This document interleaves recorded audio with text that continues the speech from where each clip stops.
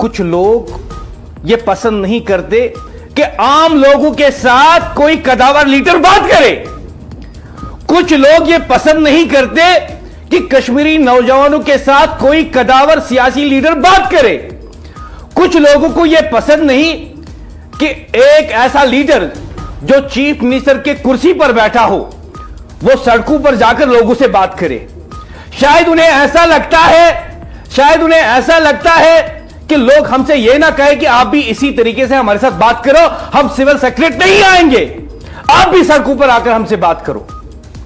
अगर आवाम से बात करना सियासत है तो फिर जमहूरियत क्या है? अगर नौजवानों के बीच बैठना, इनके सवाल सुनना, इनके गुस्से को समझना महज सियासी चाल है तो फिर नुमाइंदगी किस चीज का नाम है?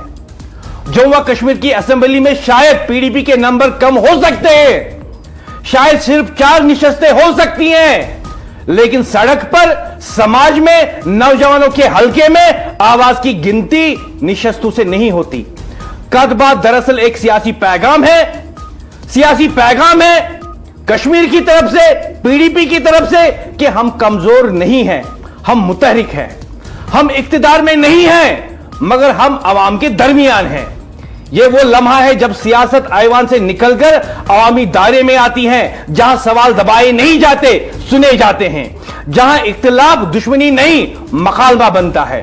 सवाल हुकूमत से भी है, क्या आप सुन रहे हैं? सवाल हुकूमत से भी है कि आप सुन रहे हैं? क्योंकि जमहूरियत सिर्फ हुकूमत करने का नाम नहीं, जमहूरियत सुनने का नाम है। बहस निशस्तों की नहीं, आवाज की है। और मैं खुल के कहूंगा उन लोगों से जो कहते हैं कि पीडीपी कदबात के जरिए सियासत करती है। मैं कहूंगा अगर यह सियासत है तो यह लोगों की सियासत है, अगर यह सियासत है तो यह लोगों के भले के लिए सियासत है। और मैं याद दिला दूं आपको, पिछले साल का वाकया, उमर अब्दुल्ला गांधरबल जाता है और वहां पे एक नौजवान से कहता है कि तुम मेरे ऑफिस नहीं आओगे, तुम मेरे सिविल सेक्रेटरी नहीं आओगे। क्यों? क्योंकि नौजवान ने अपने मसाइल उसके सामने रखे। लेकिन लीडर यह होता है महबूबा मुफ्ती, जो अवाम में जाती है, सड़कों पे बैठी है, मुअज़्ज़ज़ शहरियों से मिलती है, बात करती है उनको सुनने के लिए, इसे कहते हैं लीडर।